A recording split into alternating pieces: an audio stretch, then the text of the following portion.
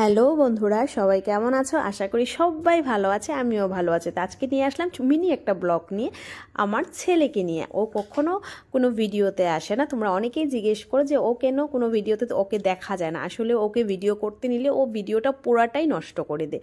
তো আজকে ও একটা কাজ করছিল, সেটা আমি অনেক ফোর্স করে ওকে একটা ভিডিও করেছি।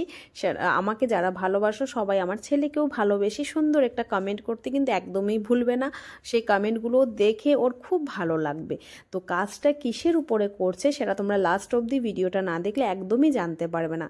আমি সেটাই ভাবছি যে ওদের কাছে একদমই টাইম নেই। আমাদের বাচ্চাদের কাছে, সব ঘরের বাচ্চারাই এতটা ব্যস্ত, মানে একটার পর পর ওদের সিরিয়াল বাই কিছু না কিছু একটা ক্লাস থাকে। স্কুলের পরে কারো ড্রয়িং ক্লাস থাকে, কারো ডান্সের ক্লাস থাকে, কারো গানের ক্লাস থাকে। কিন্তু আমাদের কাছে টাইমের কোনো অভাব ছিল না। আমাদের সারাদিন খেলাধুলা করতে করতে আমরা কোনো সময় স্কুল যাওয়ার আমাদের ইচ্ছা যেত না। আর ওদের যত ঝড় বৃষ্টি তুফান থাক না কেন, স্কুলে যেতে হবে, এক্সামের কোনো শেষ নেই। তো সেইগুলো টাইমের থেকে একটু টাইম বের করে ও একটা কাজে খুব মন দিয়ে করছিল। সেজন্য আমি ভিডিওটা খুব চেষ্টা করেছি করে তোমাদের সামনে রাখার। তো কি কাজ সেটা তোমরা কিন্তু লাস্ট অবধি একদমই দেখবি, সেটা আমার তোমাদের কাছে রিকোয়েস্ট রইলো।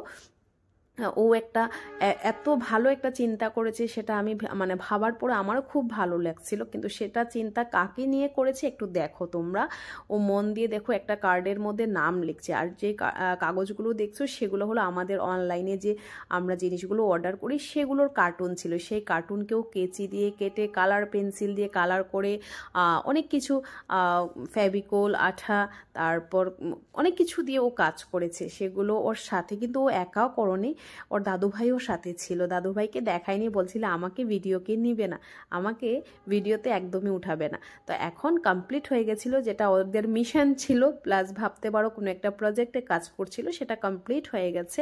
এখন বলছে মাম্মি আমি জায়গাটা ক্লিন করে নিই, তারপর আমি দেখাবো যে আমি কি জিনিস বানিয়েছি। তো এখন ও জায়গাটা আবার ক্লিনও করে নিচ্ছে। ক্লিন করার পরে তোমাদেরকে দেখাবো। তোমাদের সত্যি দেখলে হাসিও পেতে পারে, বা অনেকের ভালো লাগতে পারে। তো দেখো কি বানিয়েছে। আমার নিজেই হাসি পাচ্ছিল, আমি কি ভিডিও বানাবো, যে আমি মোবাইলে ভিডিওটা বানানোর পরে হয়তো অনেকে হাসতেও পারে এই ভিডিওটা দেখে।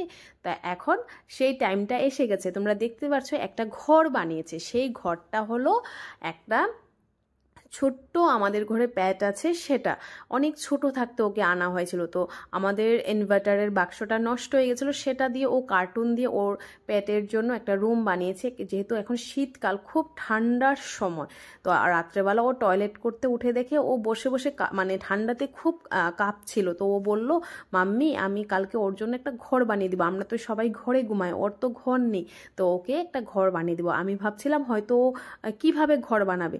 পরের দিন, নেক্সট দিন আমি ঘুমের থেকে ওঠার পর পড়াশোনা শেষ করে এই আমাদের ছোট্ট কিউট একটা পেটের জন্য ও ছোট কার্টুন দিয়ে ঘর বানিয়ে, ওর নাম ম্যাক্স, আবার সামনে ওর ঘরের সামনে লিখে দিয়েছে যে ম্যাক্স তোমার এটা রুম, তুমি এখানে ঘুমাবে, তুমি খাওয়া দাওয়ার পরে এখানে তুমি সুন্দর করে শুয়ে থাকতে পারবে। আর দেখো ও ঘরটা পেয়ে, ওর ম্যাক্স ঘরটা পেয়ে ঘরের ভিতরে যে ঢুকেছে আর এখান থেকে বের হচ্ছে না। মানে ওরও খুবই পছন্দ হয়েছে ওর ঘরটা দেখে, মানে খুব সুন্দরভাবে যত্ন করে বানিয়ে ম্যাক্স করে লিখেছে। আমার দেখে খুব ভালো লাগলো যে ওরও খুব চিন্তা হয়েছে একটা ছোট বাচ্চার জন্য, যে ওরও তো ঠান্ডা লাগতে পারে, আমাদের যেমন ঠান্ডা লাগে ওর ডগটারও তো ঠান্ডা লাগতে পারে। কিন্তু খুব ছোট, ডগিটা খুব ছোট। ওকে যখন আমাদের ঘরে আনা হয়েছিল তখন ও দাঁড়াতেও পারতো না। আমার হাজবেন্ড বা আমার বেবি খুব পছন্দ করে ওকে। তো ছোট্ট, একদম খুব ছোট থাকতে ওকে নিয়ে আসার পর আমরা ভাবি নাই যে ওর মাকে ছাড়া যে ওকে এনেছে ও বাঁচবে কিনা, কিন্তু ঠিকই ও আছে। এখন অনেক দিন হয়েছে, মোটামুটি 2 মাস হয়ে গেছে, একটু বড় হয়েছে। এখন ওকে দেখো কি সুন্দর করে ফটো উঠিয়েছি। আর ভিডিওটা কীরকম লেগেছে তোমরা কমেন্ট করতে একদমই ভুলবে না। কিন্তু সেই কমেন্টগুলো আমার ছেলেকে আমি দেখাবো, ওরও দেখে ভালো লাগবে যে তুমি যে ভিডিওটা করেছো দেখো সবাই পছন্দ করেছে, ওর মনে আনন্দ হবে। তো ভিডিওটার মধ্যে সবাই ছোট্ট একটা কমেন্ট করবে আমার ছেলের জন্য। আজকের জন্য এখানেই শেষ করলাম।